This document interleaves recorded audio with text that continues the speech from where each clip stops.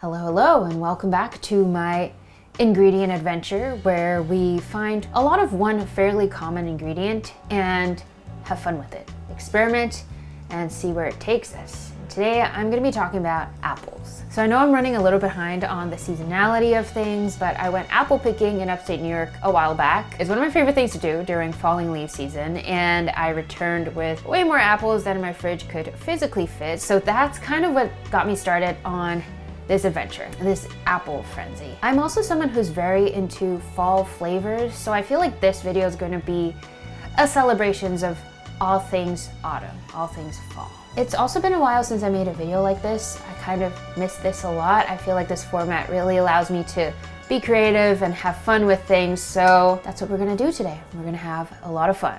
All right, so the first thing I wanted to make immediately was actually apple butter, which then led to me making a grilled cheese, but let's go back to the apple butter for a second. I always thought applesauce and apple butter were very similar, and they kind of are. Technically, method-wise, it involves a very similar process where you make it by slowly cooking the apples with water, spices, sugar, but apple butter is sort of the evolved form of applesauce. It's like this denser, highly concentrated form of applesauce that's been cooked down so much that it becomes this thicker, more viscous, caramelized spread that also has this beautiful glossy shine. Sounds incredible, right? That's why I wanted to make it. And because I picked a bunch of different kinds of apples, I am using a combination of both sweet and tart. So there's ambrosia, there's mutsu, there's Jonagolds, and for extra sweetness, I'm adding a bit of white sugar, but also light muscovado sugar because I love that molassesy flavor. And for that extra oomph, I'm going with this pumpkin pie spice that has been in my pantry forever. I'm also adding fresh nutmeg, a dash of vanilla extract, and a sprinkle of salt to balance it out a little bit. And you know me, some lemon juice and zest too, of course. The rest of it really is just taking the time, having patience, and slowly waiting for the apples to cook down. Like really cook and reduce down. I think this took around maybe 3 to 4 hours. I think some people actually end up cooking it for longer, but I got a little impatient. So what I did instead was actually manually blend the apples with an immersion blender, super soft by now, and basically keep blending until it gets that beautiful shine we're looking for. It almost looks like a caramel at this point, right? I did absolutely try this straight out of the jar, and it is delightful. It's incredibly intense. It's kind of like what I picture the perfect apple filling to taste like. There's this wonderful tanginess that comes with that sweet warmth of the spices, and the texture is velvety in the sense that it almost clings to your taste buds and just lingers there. It's very pleasant. On to my favorite part though, because this butter is great on its own, but it's also perfect when you use it in both sweet and savory dishes. Which brings us back to the grilled cheese I teased earlier. So I found this ramp raclette at my neighborhood cheese shop, and I was immediately intrigued. They sold it to me as a cheese that is perfect for anyone who loves the flavors of onions, shallots, scallions.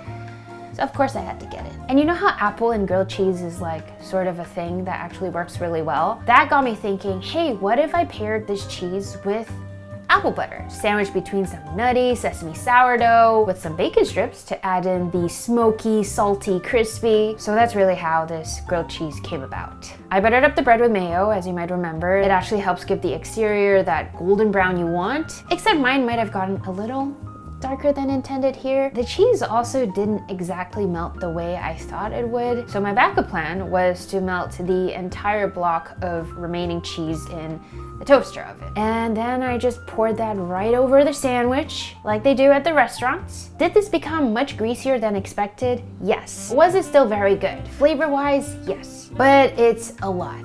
I could only work through half of the sandwich in one sitting, and then I saved the rest for later on in the day. Very good, but very heavy. The other meal I made with apple butter that I consider a real winner are these miso and apple caramel pork chops that I actually ended up making the next week for dinner. For some reason, I've always categorized miso under the flavors of fall. Not sure if it's because it goes really well with a lot of the other ingredients that are popular during the season, like pumpkin, sage, brown butter, even bourbon, as I've seen in cocktails. But with how well the soy sauce caramel turned out the last time I played around with that sweet and savory, I wanted to try doing it with miso and apple. apples. I'm using brown sugar, miso, apple butter, and a strawberry vinegar for the base of the sauce. The only seasoning I have for the bone-in pork chops really is just salt and pepper. That goes straight into the skillet until it's well done and browned on the outside. And then while that's going, I'm just prepping my apples. Same thing, one tart, one sweet. I'm just chopping them up into thin slices. And then I just threw in a shallot or two for some aromatics that actually will come through immediately the moment I toss them into the pan with all that remaining pork fat. This is what I'm adding the caramel mixture into, and it is wild just how fast it bubbles up and thickens. It also smells magical. I had to be very careful not to burn it, so I'm turning off the heat before I'm adding the pork chops back in and then just coating them real thoroughly because I want to taste this caramel in every single bite. This was seriously crazy good. I really liked this. The savoriness of that miso goes so well with the sweetness of the apple caramel. I'm just here wondering why it took me so long to unlock this dish. Highly recommend, must try. So I've done a couple of savory things at this point, and I wanted to do something sweet. Coincidentally, my brother's birthday is in November, so I decided to make a cake. A little context here because my brother is actually not the biggest fan of sweets. Every time we have cake, he only wants like a tiny sliver. He wants like a tiny bite, and that's it. But I made this upside down apple cake for him last year, and he surprisingly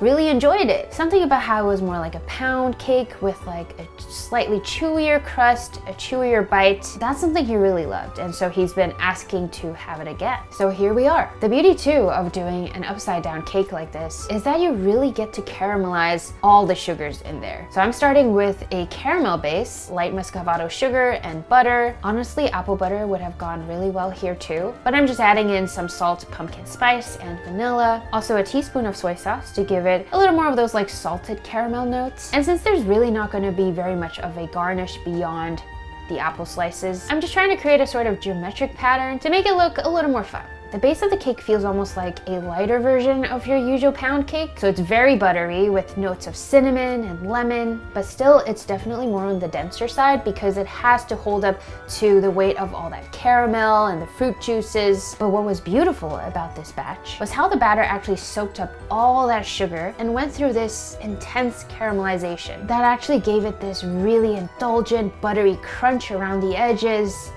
This was maybe my best attempt yet at making this cake. And given that my brother insisted on taking all of the leftovers home, I consider that a great success. Now going back to using apple in savory dishes, some of you have noticed how I liked putting apples in Japanese curry or in beef noodle soup because I feel like it adds this very subtle but pleasant undertone of sweetness to the broth or the stew. And so I wanted to try applying the same method to a recipe that I actually got from Rie's new cookbook, Make It Japanese. This specific dish is called Niku Jaga, which I actually first made 4 years ago when I visited Tasty Japan. It was introduced to me as a very classic home-cooked meal that everyone knew how to make, but it's essentially a type of meat and potato stew that Rie refers to as her ultimate comfort food. I happened to find these fancy tricolor carrots at the market, so that's what I'm using here. I thought it'd be a nice addition to the final presentation. Something I also really liked about this recipe is how it uses ground beef instead of the traditional thinly sliced beef, given that the latter is a little more hard to find over here versus ground beef being available everywhere. There's also just something very cathartic about slowly simmering this stew and standing by the steaming pot when it's so cold outside right now in New York. Free facial, you know? This is also my first time cooking with a cartouche, so that was pretty great. And here it is, the final product served with some freshly cooked short grain rice. I think this would also be amazing if you threw some udon in there, but I wouldn't know because unfortunately for me, I did not have any leftovers. I ate it all. But next time. Speaking about recipes that are good to share with friends and family, I actually very recently threw my annual holiday dinner and I added this savory apple leek tart onto the menu. This idea came about because I had some frozen puff pastry in the freezer. I almost always do for dessert emergencies, you never know. But I wanted to see if I could do something else with it other than the usual apple galette.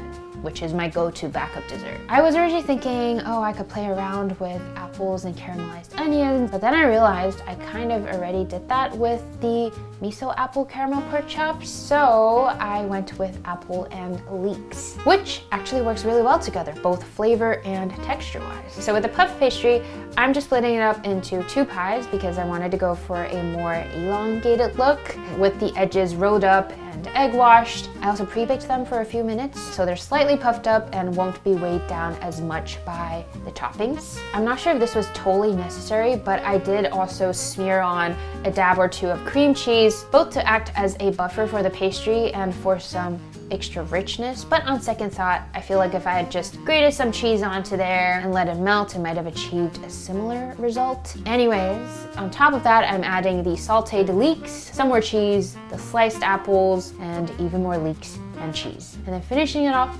on the very top with some fresh thyme. I know it looks like a lot, it does look a little crazy, but once it's in the oven, it kind of all just melts down and fits inside of the crust perfectly. And then right before I'm serving, I'm just drizzling on some homemade hot honey and a sprinkle of flaky salt. Considering how this is my first time making this tart, it was a heavy hitter. The flavors all come together really well in each mouthful, and it really satisfies that itch of craving a savory, flaky pastry. I am a little bit sad that I had to slice it up when serving because I didn't have a plate big enough to hold the entire thing, but I will be buying a new plate and I will be making this again.